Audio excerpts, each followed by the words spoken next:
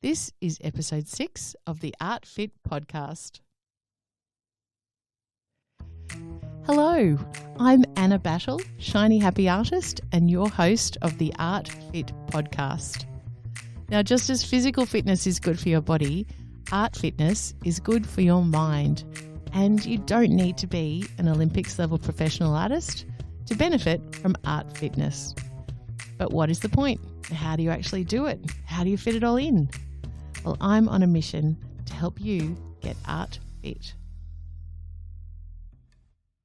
This podcast is brought to you by my Shiny Happy Art Club. I send you a brand new high quality guided paint along each month in acrylic and watercolour as part of a lovely group of art friends from around the world. So you can become a Shiny Happy Artist and get art fit. Now, my topic for today is another one of my aneurysms that I speak about at the beginning of every class, whether it's online or in person, and it's about being similar but different. And I want to extend that a little bit into the best ways to learn from a teacher when it comes to art and making art. There's often a stigma around copying, and I think there is definitely a place for that. And when people copy and pass work off as their own, by all means, that is not the right way to go about it. But there is so much to be learned by copying and learning from other teachers. And this is certainly the way the masters did it all those years ago, learning from each other and learning from their teachers and copying their work. Now, that is certainly an approach that I use with my guided paint-alongs. And the thing is, even though I am saying, make this line or load up your brush with this paint colour and make this line, it's very likely that your mark will be a little different to mine. And that's fantastic. It's great if you notice why, but it's totally allowed because in my teaching, I'm aiming for similar but different, and that is all we sort of hope for at the end. I believe that even when I paint the same subject multiple times, I'm not going to get the same result. As simple as that, because my environment will be slightly different.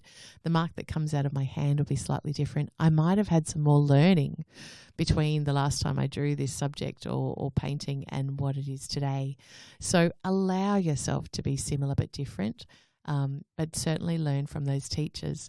One way of sort of being able to allow yourself to be inspired by teachers is to do the work and do what they're teaching you, but always credit them. If you are sharing it in particular on social media, always credit your sources. They love to see that and feel appreciated as well. And of course, the people who follow them, they're not questioning what you're doing either. So it's really important to credit those sources. And we've always got something to learn from other artists and other teachers. I learned so much from people who are even doing other things that I can use in my art, and including sort of music. And I get a bit carried away actually trying to figure out ways I can include learning in so many ways, in so many aspects of my life and my art. But remember, what we're aiming for here is similar but different. And as you are guided on your way to art fitness, that's a fabulous way to do it. It's a really resourceful way to do it. So don't shy away from producing something that is really similar to someone you admire. I think do it, learn from it. You might even want to paint it again with different colours or slightly different proportions or something like that. But then take away that inspiration into something that you make your own in the future. But do allow yourself that gift of learning from a teacher by copying and being guided, and put that away in your exercise book. It's like being guided for a class. In your sketchbook, I'm saying exercise book. That was a slip, wasn't it? Because I do believe that you're doing your exercises in your sketchbook. I guess it's also like going to a class, an aerobics class or a fitness class, and being guided by the person at the front of the room. If you are then doing it for yourself at home, you'll probably follow their instructions, but you may not do it exactly the same way that they do it, and that's absolutely fine. The time will come that you decide which exercises suit you the best, and you can create your own workout. So that is the process too with painting. You can figure out and learn from the guide, go on your own journey to do that drawing or painting, and it might be similar but different. And then eventually you're ready to create your own workout, your own painting, and just picking and choosing from all the learnings that you've had along the way. It's a wonderful way of developing your style. So remember, all we're aiming for is similar but different. We don't need an exact facsimile. Your fitness is slightly different to my fitness, and that is fine too. You might be really light with your marks or really heavy-handed. Either way is not wrong. It's just different. But if it's similar, we're on our way to achieving great things in our art fitness journey. Okay, so remember that. Keep that in mind.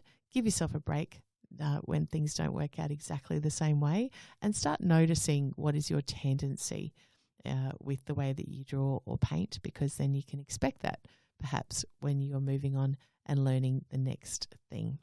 So keep that in mind. We're aiming for similar but different, and I will talk to you again really soon. So you want to get art fit? Well, find out when the doors to the Shiny Happy Art Club open next. There are 24 online paint-alongs to choose from when you join, so you'll definitely find something you love. And now there are also $15 and $25 subscription options. So go to www.shinyhappyart.com to pop your name on the waiting list.